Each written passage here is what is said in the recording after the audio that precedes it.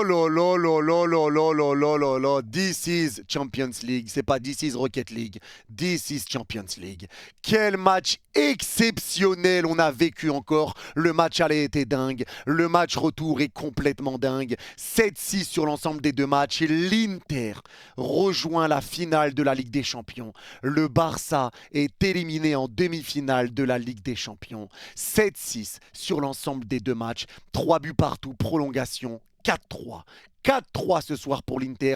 Un match exceptionnel, un match qui va rester gravé à jamais dans l'histoire de la Ligue des Champions. Une demi-finale aller-retour, une double confrontation totalement dingue. Et aujourd'hui, tu as vu un match entre parmi les deux meilleures équipes du monde. C'était un match avec le haut du panier. C'était le gratin du football qui s'est affronté et tu vois ce que ça donne. 7-6. Le match aurait pu tourner pour le Barça. Le Barça a eu des gros temps forts. Le Barça a eu d'énormes occasions. L'Inter a tenu bon. L'Inter se qualifie. Peu importe qui se qualifie en finale entre les deux, c'est pas immérité ni pour l'un ni pour l'autre. L'Inter a sorti le match qu'il fallait et ça, on va en parler. Mais aujourd'hui, j'ai juste envie de dire également bravo au Barça. Bravo aux Barcelonais et les supporters barcelonais, soyez fiers. Soyez fiers de ce qu'a fait l'équipe parce que personne ne voyait le Barça être là à l'heure où on parle. Personne ne voyait le Barça en demi-finale de Champions League. Personne ne voyait le Barça être aussi fort cette saison. Personne. Et le Barça t'a sorti un match aujourd'hui, une deuxième mi-temps surtout, qui a été juste extraordinaire et ça s'est joué à des détails. Et pour moi, le tournant aujourd'hui, la raison pour laquelle le Barça ne se qualifie pas et que c'est l'Inter qui est passé, c'est le problème que tu connais depuis longtemps, la profondeur de banc. Parce que tu devais faire sans Koundé, sans Baldé aujourd'hui, tu l'as ressenti, bien sûr que tu l'as ressenti, mais aujourd'hui, la profondeur de banc, ça a été compliqué parce que tous les changements d'Hansi Flick, tous les rentrants, ils ont été mauvais. Ils ont tous été mauvais et le problème qui se pose pour le Barça, il est là. Mais aujourd'hui, l'Inter a fait un match qu'il fallait. L'Inter est qualifié pour la finale de Champions League, la deuxième finale de Champions League sous Inzaghi. Il y a 2 ans, ils étaient en finale, ils ont perdu en finale. Ils retrouvent la finale. Une moyenne d'âge de 30 ans chez cette équipe de l'Inter et juste un match exceptionnel. J'ai juste envie de dire merci l'Inter, merci le Barça pour cette double confrontation qui a été juste incroyable. Elle a été juste incroyable. Et aujourd'hui, l'Inter fait un très bon début de match. Tu le sens que le Barça n'arrive pas à mettre en place le jeu qu'il met habituellement parce qu'il y a eu énormément de choses dans ce match. Ça a tourné dans tous les sens. C'était terrifiant. Mais sur le début de match, le Barça n'arrive pas à pressé comme il presse d'habitude. Le Barça met pas en place son pressing. Le Barça est un petit peu plus méfiant. Et l'Inter, du coup, eux sortent un petit peu plus. Ils sont plus hauts sur le terrain sans presser réellement, mais ils pressent dans des moments intelligents. Et c'est comme ça que tu en arrives au premier but. Cette perte de balle de Dani Olmo. Regardez la défense du Barça. Ils sont tous sereins parce qu'Olmo a la balle. Et Olmo perd ce ballon qu'il n'a pas le droit de perdre. C'est dévié. Ça va relancer une profondeur sur Dumfries qui remet à Lautaro Martinez qui a plus qu'à pousser le ballon au fond. Cette erreur de Dani Olmo, elle n'est pas normale. Dani Olmo te plombe d'entrée de jeu et ça fait 1-0 pour l'Inter. Et tu le sais, quand tu es mené par l'Inter, c'est pas facile. Mais avec ce Barça-là, tu le sais, quand tu es mené au score, ça ne change que dalle. Ça change rien parce que le Barça ne lâche que dalle. Que tu sois mené 2-0 à la 50e, 60e, 70e, le Barça arrive toujours à inverser la tendance. Parce que ce Barça-là, mentalement, c'est impressionnant. C'est impressionnant, mais en première mi-temps, tu as ce premier coup et ensuite, tu as ce tac de Cubarsí qui va donner un penalty pour l'Inter. Alors, il y a penalty. Cubarsí touche le pied de Lautaro. Lautaro joue parfaitement le coup parce qu'il voit que Cubarsí tacle un petit peu de loin et donc il met son corps en opposition. Et donc, Cubarsí, au lieu de toucher le ballon, touche le pied de Lautaro. Ça a été intelligent de la part de Lautaro. Il y a faute, il y a penalty et le penalty est transformé. Et là, ça fait 2-0 pour l'Inter. La première mi-temps, le problème que rencontre le Barça, c'est que tu mets pas en place le pressing que tu as l'habitude de mettre en place. Et le deuxième problème que tu rencontres, c'est qu'il y a des joueurs qui passent totalement à côté de leur match. Gérard Martin, première mi-temps, désastreuse. Dani Olmo, première mi-temps, désastreuse. Pedri, première mi-temps, je le trouve plutôt bon, mais il a quand même pas mal de déchets. Rafinha, première mi-temps, invisible, transparent. Il y a Lamine Yamal qui est là et qui essaye de répondre présent. T'as Inigo qui est solide défensivement, mais sur la première mi-temps, ils sont un petit peu trop seuls parce que le Barça n'arrive pas à répondre présent. Et l'Inter, eux, ils ont été très intelligents par contre dans leur jeu parce que l'Inter, dès qu'ils ont marqué le premier but, ils se sont mis à regarder reculé. Et ils se sont dit maintenant on défend et on essaye de contrer. Et le plan était tout défini parce que si vous remettez après le 1-0, le Barça reprend la balle, l'Inter recule, mais le plan est simple. Thuram restait que dans le rond central. Et quand l'Inter récupérait le ballon sur les offensives barcelonaises, ils dégageaient tous en visant le rond central. Et l'objectif, c'était que Thuram remette le ballon en retrait, poitrine, torse, peu importe, pour Barella, Mkhitaryan, Çalhanoğlu, peu importe, et essayer de partir en contre-attaque. Mais Thuram restait dans le rond central pour être ce joueur un peu de pivot, dos au but, qui remet en retrait et partir en contre. Le plan était simple. Et justement après ce premier but, l'Inter a beaucoup de mal à ressortir les ballons. Mais petit à petit, l'Inter arrive à se créer des situations, à avoir des petites touches, une touche par-ci par-là, des coups francs, ça récupère des fautes. Et l'Inter est dangereux sur toutes les touches. Le problème, c'est qu'à chaque fois qu'il y a eu une touche, l'Inter a été dangereux. L'Inter a été dangereux sur toutes les touches qu'ils ont eues sur le côté droit. Et ça, c'est terrifiant. La première mi-temps du Barça, c'est une première mi-temps qui est totalement ratée. Et l'Inter mène 2-0. Mais à ce moment-là, on sait que c'est pas terminé. On sait que le Barça avec eux c'est jamais fini. On sait que le Barça est mené 2-0, ça veut rien dire. Et en deuxième mi-temps, la deuxième mi-temps complète que fait le FC Barcelone, c'est une très grande classe. C'est une grande classe ce que fait le Barça en deuxième mi-temps. Une équipe barcelonaise qui a été incroyable, une équipe de l'Inter qui a dégueulé en deuxième mi-temps. L'Inter s'est fait rouler dessus en deuxième mi-temps. Le Barça a été là pour presser, le Barça a été haut sur le terrain, le Barça a récupéré des ballons et le Barça devenait très cohérent. Et tu arrives à réduire l'écart encore une fois avec Gérard Martin, qui était très mauvais en première mi-temps. Centre de Gérard Martin pour trouver Eric Garcia, deuxième poteau, plat du pied, lucarne opposée, Yann Sommer est battu. Yann Sommer est battu.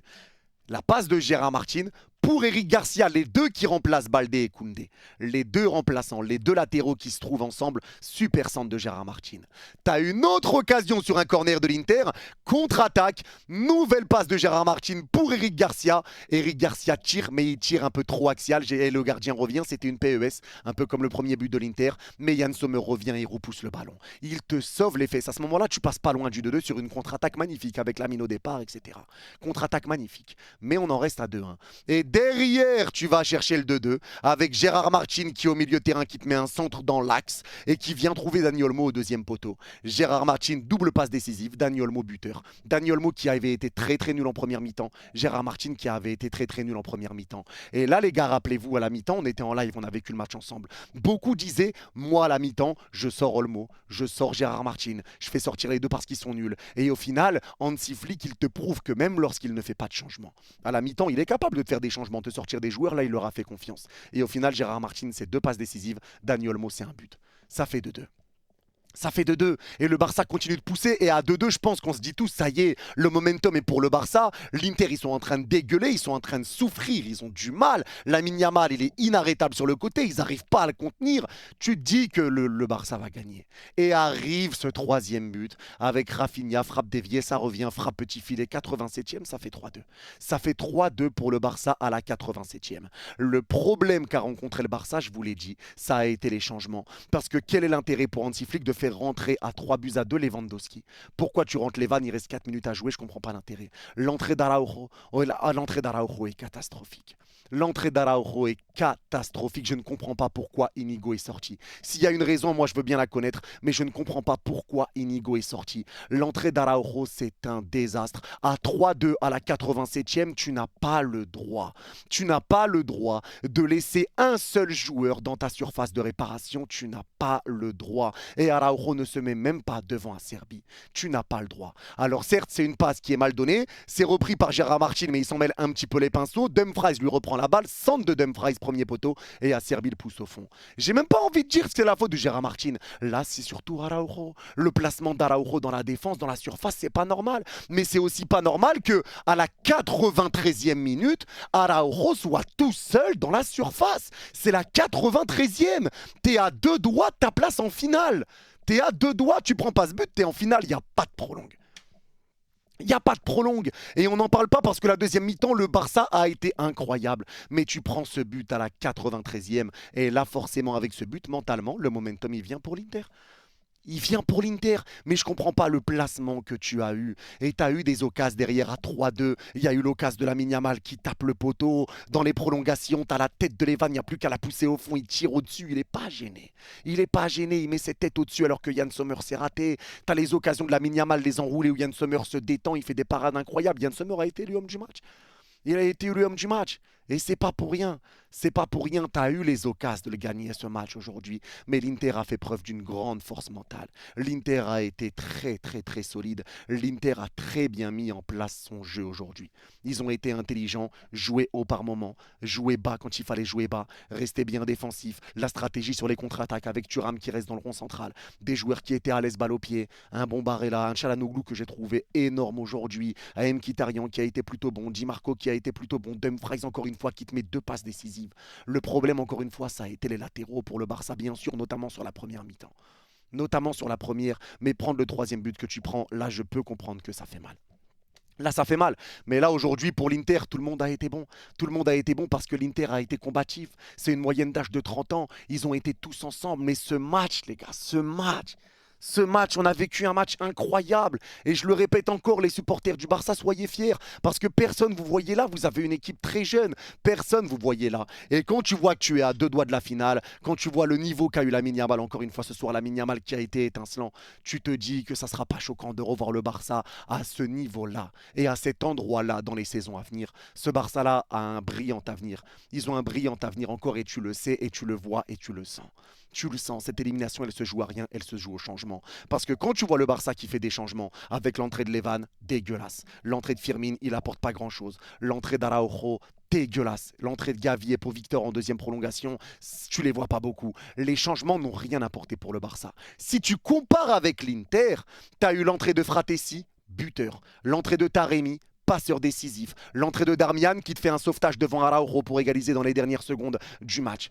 Tu as eu des changements, eux, qui t'ont apporté. La différence, elle s'est faite là. Les changements de l'Inter ont apporté. Les changements du Barça n'ont rien apporté. Et c'est ce qui fait que ça s'est terminé en 4-3 pour l'Inter à la fin. Ça s'est joué à des détails. Un grand Yann Sommer et des changements qui t'ont fait du bien, et notamment l'entrée de Fratessi.